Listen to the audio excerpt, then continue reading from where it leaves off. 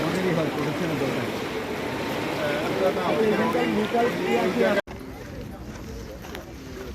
ওয়ার্ল্ডের নাম করা একজন ওয়াইল্ড লাইফ বায়োলজিস্ট বা ওয়াইল্ড লাইফ কনজারভেটর এবং উনি দুবাইতে অনেকদিন কাজ করছেন, তার মধ্যে 40 ইয়ার্স। এই যে উনি হচ্ছে ডক্টর প্রফেসর রফিক আজিজ, উনি হচ্ছে ওয়ার্ল্ডের নাম করা একজন গ্রিন আর্কিওলজিস্ট আর্কিটেক্ট হিসেবে নাম করা মানুষ, নাম্বার 1 মানুষ কিন্তু বাংলাদেশে। এটা আমাদের গর্বের জন্য একটা। আমার বাম পাশে উনি আছেন হচ্ছে আমাদের অবশ্যই উনি কিন্তু বাংলাদেশ মানে ইনস্টিটিউট অফ আর্কিটেক্ট বাংলাদেশ যারা আছে আমাদের ছিলেন, তার প্রেসিডেন্ট মানে হাইস্ট অথরিটি আমাদের কমিটির প্রধান আছেন ডক্টর শামসুজ্জামান।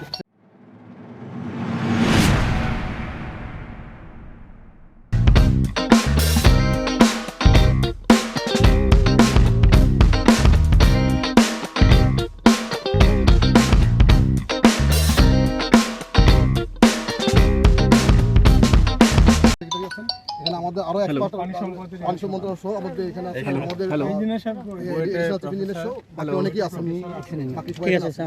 সরকার একটা কমিটি আন্তঃমন্ত্রণালয় কমিটি করে দিয়েছেন। একই সাথে হচ্ছে এই রেসপেক্টিভ বিশেষজ্ঞ যারা আছেন আমাদের দেশের নাম করা এবং ওয়ার্ল্ডের, তাদেরকে নিয়ে একটা কমিটি করে দিয়েছেন, যাতে করে আমাদের এই ভোলাগঞ্জের সাদা পাথর এরিয়া, জাফলং এরিয়া, সব ইসাকান্দি, রাতারগুল, এখানে আমাদের সিলেটে যে টুরিস্ট স্পটগুলো আছে, এই স্পটগুলোকে কেমনে আরও সাস্টেনেবল ওয়েতে একটা বড় ধরনের ইকো ট্যুরিজম স্পট করা যায়, সেই জন্য এটা কাজটা হচ্ছে, প্ল্যানিং করছে এটা।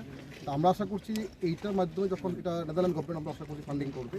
তো আমরা এখানে আজকে যারা আমরা আসছিলাম মূলত এটার প্রকল্পে হাতে নিচ্ছেন, এবং আমরা আশা করছি যে এই প্রকল্প যখন বাস্তবায়িত হবে, তাহলে এই পরিবেশ বা ন্যাচারাল রিসোর্স সংরক্ষণের পাশাপাশি, পরিবেশ সংরক্ষণের পাশাপাশি একটা ইকো ট্যুরিজম স্পট হিসেবে সব কিছু সংরক্ষিত হবে, ট্যুরিজম স্পট হিসেবে এনশিওর হবে। একই সাথে এটা আশেপাশের জনগণ যারা আছেন তারা যাতে এটার থেকে বেনিফিট পান, এমপ্লয়মেন্টের বিষয়গুলো কিন্তু এখানে আসবে।